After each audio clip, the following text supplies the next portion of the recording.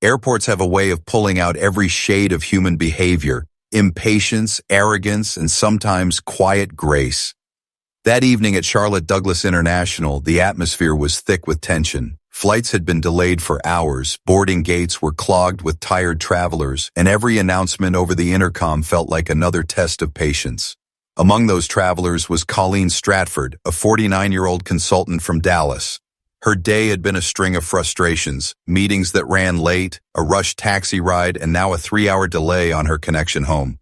Her polished appearance, heels clicking sharply against the floor, handbag swinging like a badge of status, contrasted with the exhaustion written across her face. Colleen wasn't just tired, she was entitled. She felt she deserved better than the chaos surrounding her. When the boarding call for first class finally echoed through the gate, Colleen surged forward as though claiming a prize. She didn't look left or right, brushing past an older man with a cane and a young couple balancing a stroller. She muttered under her breath, "Finally," her tone sharp enough for those around her to hear. Inside the aircraft, the cabin lights glowed warm against the polished leather seats of first class. To most, it was a space of comfort. To Colleen, it was a stage where she expected to be seen and respected. Her eyes scanned the rows, hunting for the seat that would deliver her relief. There, 2A, a window seat. Without hesitation, she slipped into it, exhaling loudly as if she had just won a battle. She draped her leather jacket across the armrest, marking territory like a queen protecting her throne. Passengers continued filing in, their murmurs and footsteps weaving together into a restless rhythm. But the peace Colleen thought she had secured shattered when a tall man in a charcoal gray suit approached. His stride was measured, deliberate. His suit fit perfectly, pressed without a wrinkle, paired with a subtle silk tie. His dark skin glowed under the overhead lights, and though his expression was calm, his very presence demanded respect. He paused beside her, boarding pass in hand. "Excuse me, ma'am," he said in a voice low but firm. "I believe this is my seat. 2A. Colleen barely turned her head. Her eyes flicked up for a split second before sliding back toward the window. She gave a dismissive wave. "I'm sure you've made a mistake. Check your ticket again." Her tone carried the weight of someone used to being obeyed. Around them, silence grew. A college student across the aisle pressed pause on her earbuds. A businessman in 3B pretended to flip a page in his magazine, his ears tuned to every word. Even the flight attendant slowed her welcome, sensing the spark of conflict. The man, Jordan Consincade, didn't flinch. He simply extended his boarding pass toward the attendant, his movement steady, his composure unshaken. The attendant leaned in, reading carefully before straightening with a nervous smile. "Yes, ma'am," she confirmed. "This is Mr. Consincade's assigned seat." Colleen's lips tightened. Her hand snapped her jacket closer to her lap. She didn't budge. "Well, I'm already here," she said sharply. "Can't he just sit somewhere else?" Gasps rippled through the nearby rows. A woman in 4C whispered to her husband, "Did she just say that?" A young man discreetly raised his phone, angling it toward the unfolding scene. Jordan remained standing, tall and silent, his presence filling the space more than raised voices ever could. His patience wasn't weakness, it was power restrained. Colleen leaned back, crossing her arms with the smug defiance of someone who believed she had the upper hand. But what she didn't know, what no one in the cabin yet realized, was that this moment wasn't just about a seat on a plane. It was about respect, it was about judgment, and it was about to spark a story that would spread far beyond the walls of that aircraft. The cabin was no longer filled with the casual chatter of passengers settling in. Instead, silence pressed down like a heavy curtain. Every eye in the first few rows flicked toward row 2, where Colleen Stratford sat rigidly in seat 2A, arms crossed like a child clinging to her toy. Her face wore a mask of irritation, but her voice betrayed something sharper. "Figures," she muttered, her words sliding out like venom. "Always trying to push boundaries." The phrase hit the air like a stone tossed into still water. Passengers stiffened in their seats. A young woman in row 3 raised her eyebrows and mouthed, "Did she really say that?" A man in 4B shook his head slowly, muttering under his breath, "Unbelievable." Jordan Consincade heard it too. His jaw tightened for a fraction of a second, so subtle it might have gone unnoticed. But then, just as quickly, his composure returned. His hand adjusted the cuff of his crisp white shirt, his movements deliberate, as though he were steadying himself against the sting of words he had heard too many times before. He didn't raise his voice. He didn't glare. Instead, he stood with the patience of someone who knew that dignity could be a weapon sharper than anger. His silence was deafening. The flight attendant shifted nervously. "Ma'am, this is Mr. Consincade's assigned seat. We'll need you to move so we can finish boarding." Colleen rolled her eyes dramatically, her voice dripping with entitlement. "This is ridiculous. I've been traveling all day. I just want to get home. Why can't he just take another seat?" Whispers swirled through the cabin now, louder this time, fueled by the audacity of her words. A student discreetly lifted her phone higher, recording. Across the aisle, a middle-aged couple exchanged looks of disbelief. The entire row seemed to lean toward the drama, unable to look away. Jordan's calm voice finally broke the silence. "With all due respect," he said evenly, "this is the seat I purchased. I'm not asking for special treatment, just the seat that belongs to me." Colleen gave a sharp laugh, more of a scoff than anything else. "Purchased, right? You people always think rules don't apply." Gasps echoed like a wave. Even the flight attendant froze. The sting of her tone, the ugly implication buried beneath her words, left the air colder than before. Jordan didn't react outwardly. He simply drew a breath, his eyes steady, his posture straight. His calm wasn't weakness. It was the kind of control that comes from knowing who you are, no matter how others try to diminish you. "I'd like to speak to the captain," Jordan said softly, but with an authority that caught even the attendant off guard. His tone wasn't a request. It was a command delivered without raising his voice. Passengers murmured, phones tilted higher. Everyone knew now, this was no longer about a seat. It was about something larger, something heavier, playing out in real time. The attendant hurried to the cockpit. Minutes later, the captain emerged, tall, silver-haired, and carrying himself with the quiet confidence of decades in the air. His presence stilled the whispers immediately. The cabin seemed to inhale, waiting. He walked straight to row 2, but instead of addressing Colleen, he extended his hand to Jordan with a warm smile. "Mr. Consincade," he said, his voice carrying enough for everyone nearby to hear. "Good to see you again. How are you this evening?" Gasps rippled through the rows, eyes widened, phones trembled as passengers tried to record without shaking. Colleen's face drained of color. "Wait, you know him?" she stammered. The captain turned politely toward her, but his tone was firm, undeniable. "Yes, ma'am. Mr. Consincade is the chief executive officer of this airline." The words "doctor" popped like thunder in the cabin. The whispers became a storm. A college student's jaw fell open. A man in row 4 muttered, "No way." A woman clutched her husband's arm. Colleen's mouth opened and closed like she wanted to argue, but no words formed. Her face went red, then pale, then red again. She pulled her jacket tighter across her lap, her hands fumbling as though clinging to any sense of control. The captain, however, wasn't lingering. He gave Jordan a final nod. "We'll make sure this flight runs smoothly. Welcome back, sir." Then he turned and made his way back to the cockpit, leaving a trail of hushed awe behind him. Colleen whispered, half to herself, half to anyone who would listen. "CEO? He's the CEO." Jordan finally looked her way again. His voice was calm, almost gentle. "You didn't think I belonged here. But not only do I belong, I built the very thing you're sitting in right now." It wasn't loud. It wasn't angry. But it was devastating. The truth carried its own weight. Several passengers exchanged glances that said everything without words. The moment she had dismissed him, the moment she muttered under her breath, had just boomeranged back with a vengeance. Colleen's lips pressed together, her shoulders sagged.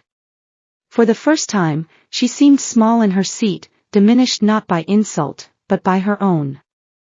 The cabin should have settled once boarding resumed. Overhead bins clicked shut, seat belts snapped into place, and flight attendants prepared for takeoff. But row 2 still hummed with a tension that refused to fade. The confrontation had ended, at least officially, but in reality, it was only beginning. Phones had captured everything. The dismissive wave. The muttered words. The moment the captain revealed who Jordan truly was. Clips were already bouncing from device to device, whispered about with a mixture of disbelief and excitement. What Colleen had thought was a private act of defiance was now a performance recorded for the world. Across the aisle, a college student named Tyler bent over his phone, thumbs flying. "You won't believe this," he whispered into his microphone. "This lady tried to take a seat from some guy, then she insulted him. Turns out he's the CEO of the entire airline. I've got video. Uploading now." Behind him, a middle-aged woman leaned toward her husband, shaking her head. "I can't believe she said that right in front of him." Her husband whispered back, "She didn't just say it in front of him, she said it in front of all of us. And now the whole internet."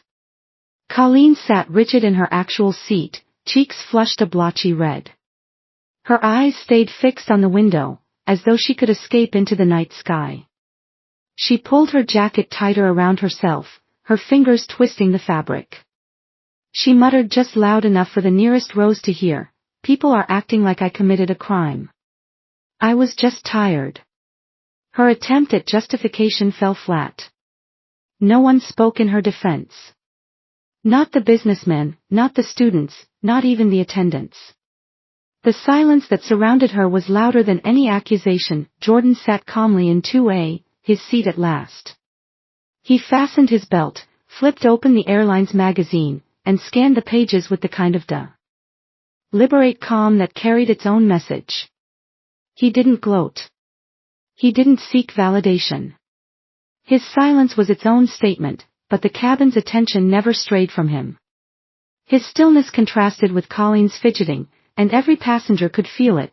Dignity radiated more power than arrogance ever could. A man in 3B broke the silence, his voice low but clear enough for those around to hear. He didn't have to prove anything. She already did that for him. His neighbor nodded slowly, murmuring, "The internet's going to eat this alive." He was right. Within minutes, hashtags began to climb, hashtag seat 2A, hashtag respect in air, hashtag CO confrontation. Comments poured in, "This is why you treat people with respect. You never know who they are." The way he stayed calm. That's power. Entitlement caught on camera. Instant karma at its finest. Colleen shifted in her seat, her jaw tight.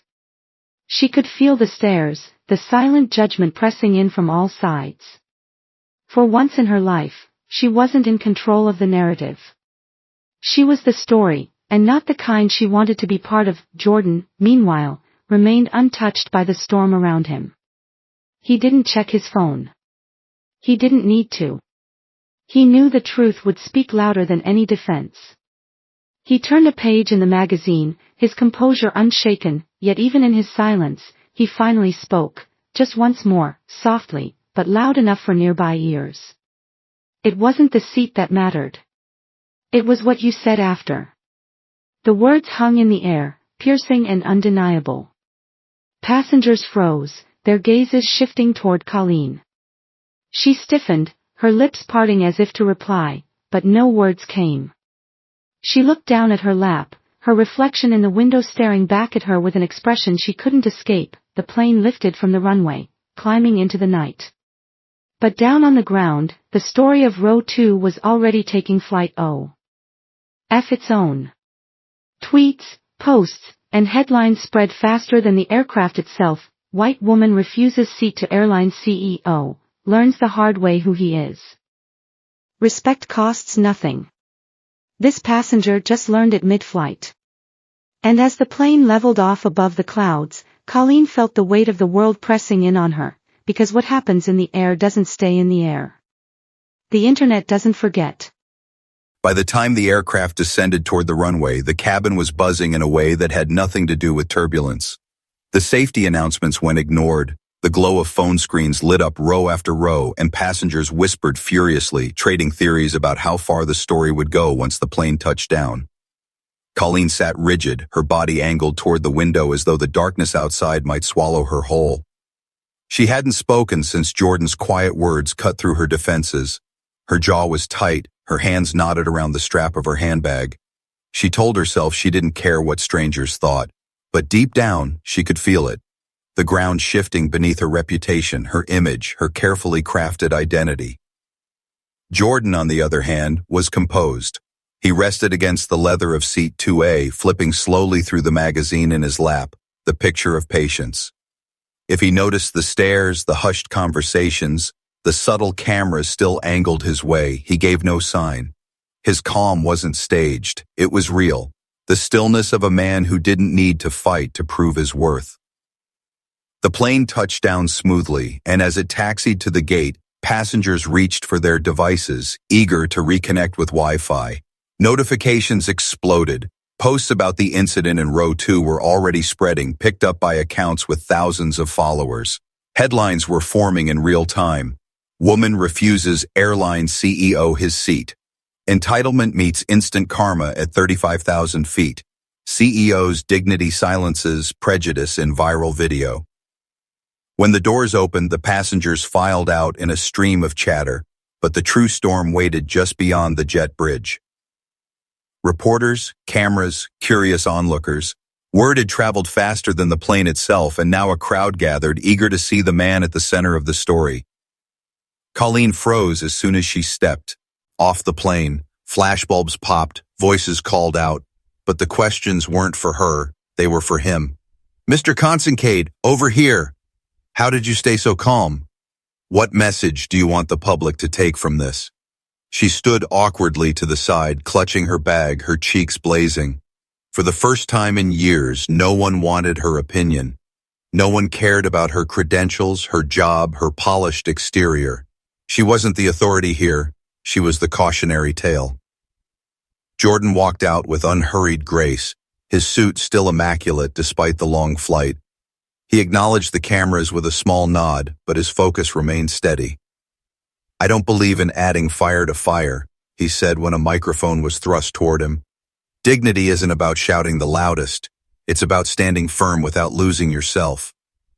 The reporters leaned closer, hungry for more, but Jordan didn't linger. With a polite smile, he thanked them and continued forward, surrounded not by security but by respect. Passengers who had witnessed the scene inside the cabin followed behind, some even clapping him on the shoulder as they passed. You handled that better than anyone could, one man said. A woman added softly, you reminded us all to be better. Colleen trailed in the background, wishing she could vanish into the crowd, but the murmurs followed her, whispers of that's her and she's the one. Someone lifted their phone in her direction, recording, and her stomach dropped. Her mistake wasn't just between her and Jordan anymore. It was public property now, shared, dissected, judged by millions. Outside the terminal, the contrast was stark.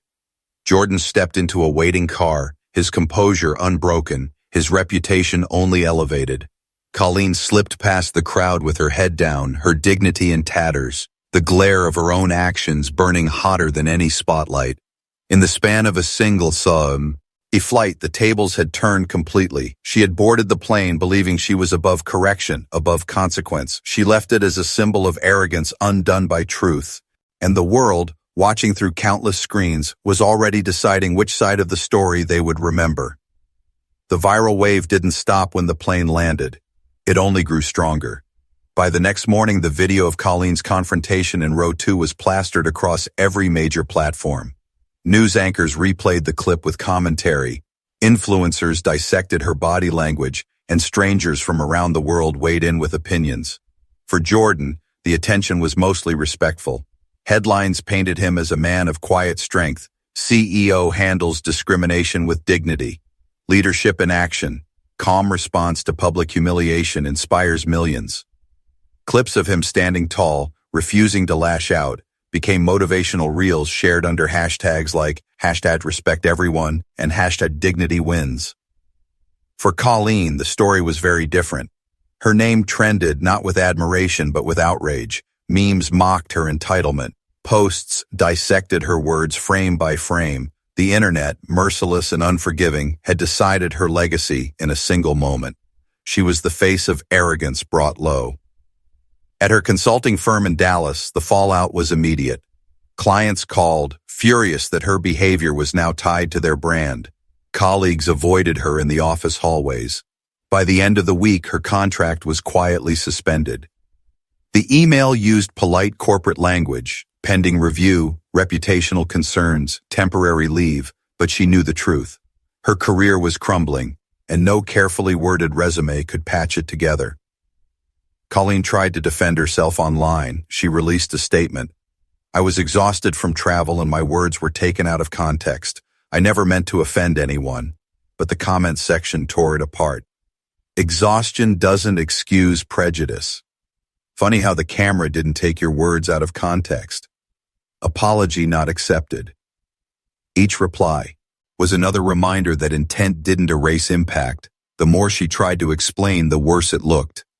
Meanwhile, Jordan was invited onto morning shows, business panels, and podcasts.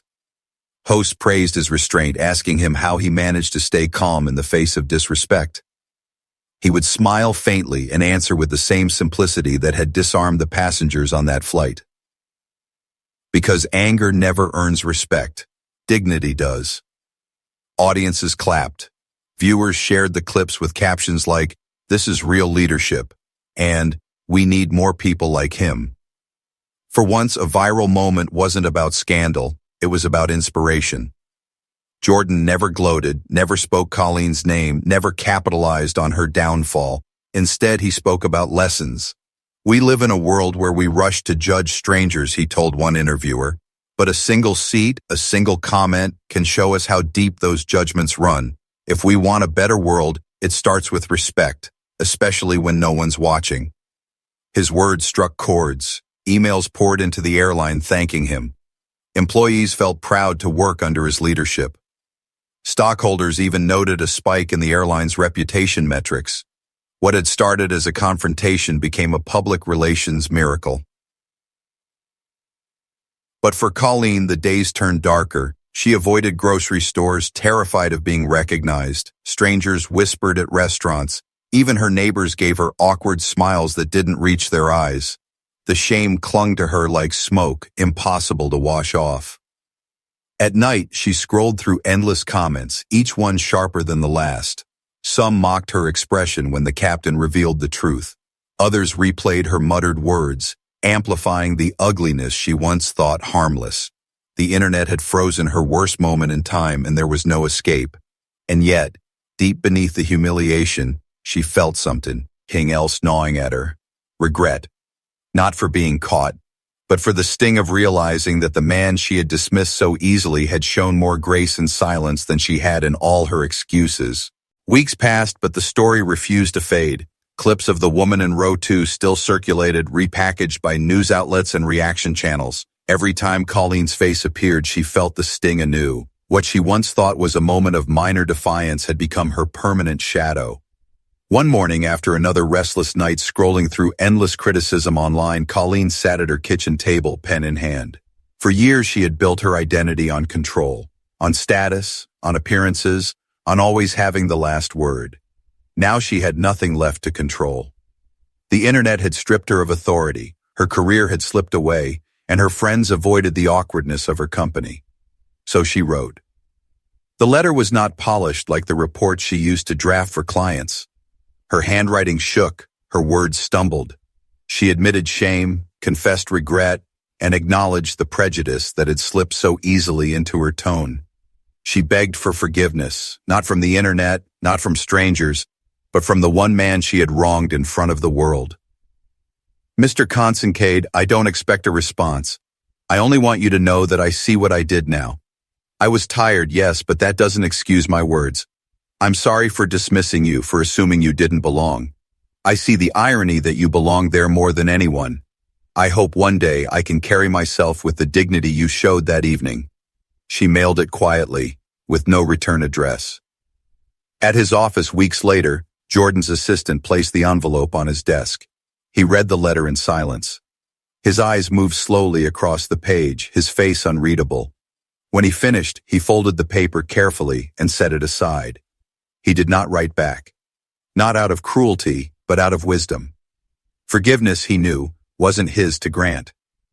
Colleen's journey was not about whether he absolved her, it was about whether she could confront the part of herself she had tried to deny. That evening, as he boarded another flight, passengers recognized him.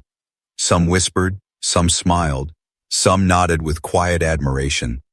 Phones lifted discreetly, though he paid them no mind. He moved with the same calm presence as always, greeting the flight attendants, settling into his seat. To those watching, he had become more than a CEO. He was a symbol. Proof that strength wasn't about shouting louder, but about standing taller. Proof that respect wasn't earned by demanding it, but by embodying it. Colleen, meanwhile, walked through her days in quieter tones. The humiliation had changed her, stripped away the veneer of entitlement. She no longer rushed to the front of lines, no longer dismissed strangers with sharp words. Each time she interacted with someone new, she heard Jordan's voice in her memory.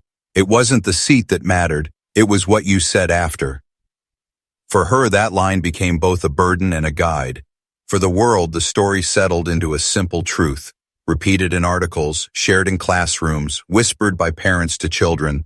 Respect everyone, because you never know who you're dismissing. And somewhere above the clouds, as another plane cut across the night sky, Jordan Consincade leaned back in his seat with quiet composure. He didn't need to check trending hashtags. He didn't need to relive the confrontation. He carried no bitterness, no triumph, only steadiness. Because real power doesn't need an audience. Real dignity doesn't seek applause. And real justice isn't about humiliating others. It's about refusing to let arrogance define you. The lesson echoed long after the cameras dimmed and the internet found new stories to devour. A single moment in row 2 had revealed a truth that was bigger than a seat, bigger than an airline, bigger even than the people involved. It was about all of us, about how we choose to see one another, about whether we let frustration feed prejudice or let patience open the door to respect.